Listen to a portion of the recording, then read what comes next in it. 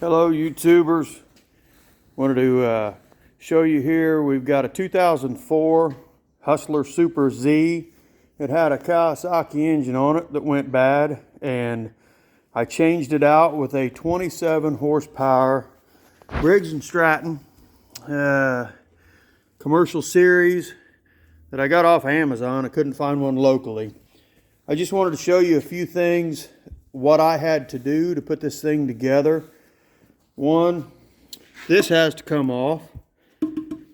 This has to come off to get the engine in.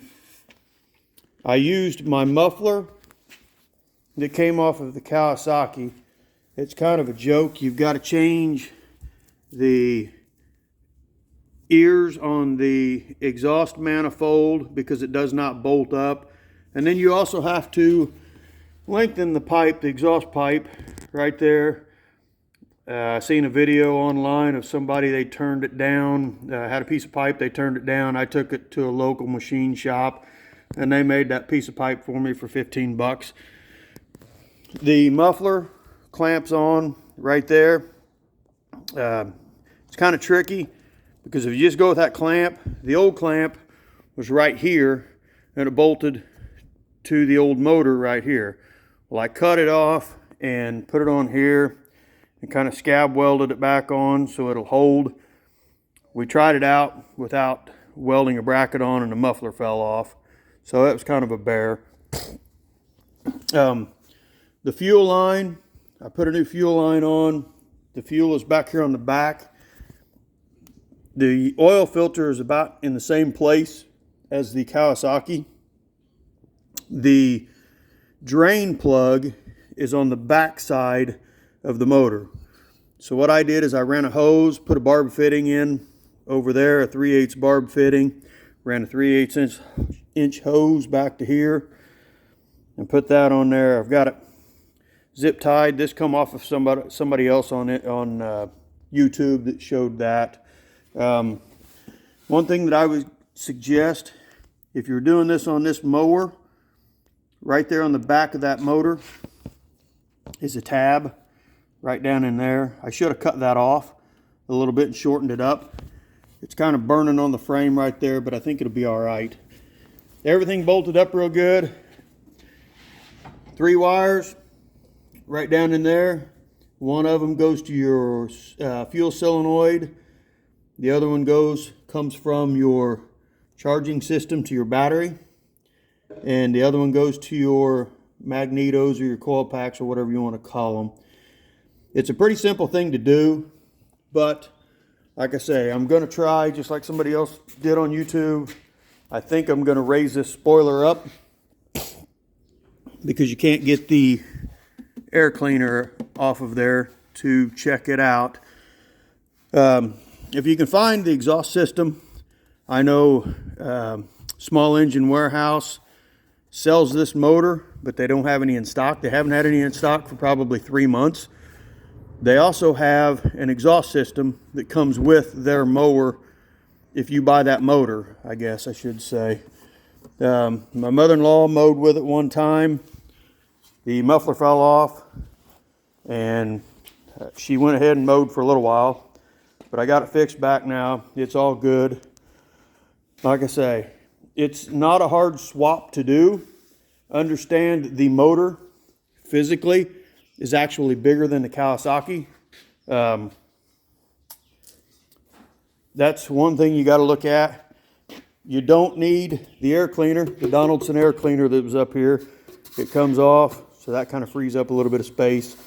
Trying to think anything else. Oh, your throttle cable. Right here's the throttle, or this is the choke. The throttle cable, it comes in right here, which that's the same way it was on the Kawasaki. The choke on a Kawasaki comes around the back of the engine here and comes in. Well, I had to take this out and reroute it from here over through here. It's not the best, not the most optimum thing to do, but it does work. One other thing, your throttle cable with the Kawasaki engine, clear forward, you're at full throttle. With the Briggs engine, about halfway and you're full throttle.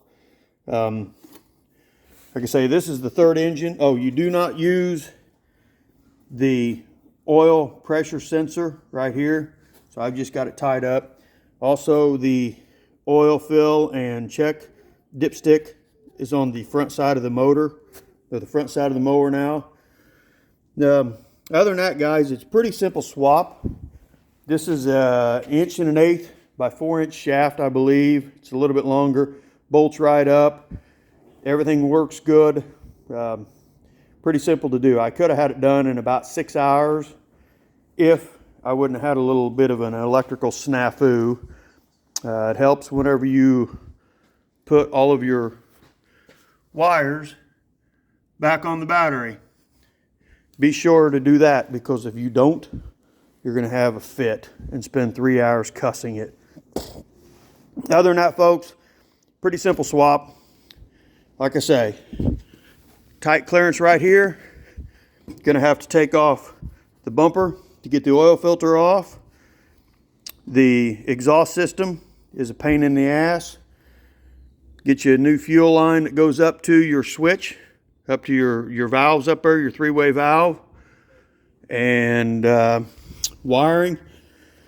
Make sure before you do this, you get your wiring ready to go before you put the motor in. I had to crimp these wires on after I had the motor in, and it sucked.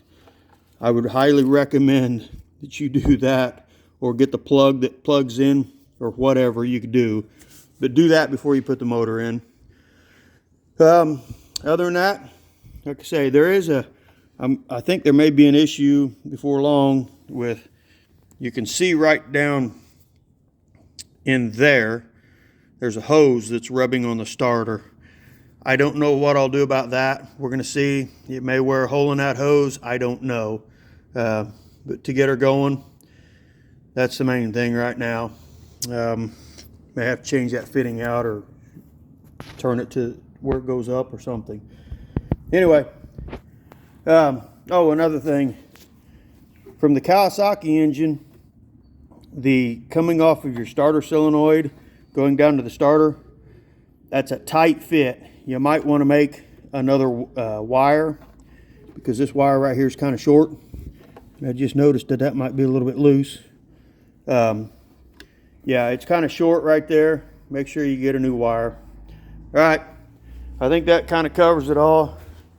If you change it out, this motor right here, $1,250. The Kawasaki, $2,200. For $1,000, I can do a little bit of adjusting, especially for an 18-year-old mower that still has plenty of life left in it. All right, thanks again. Y'all have a good mowing season.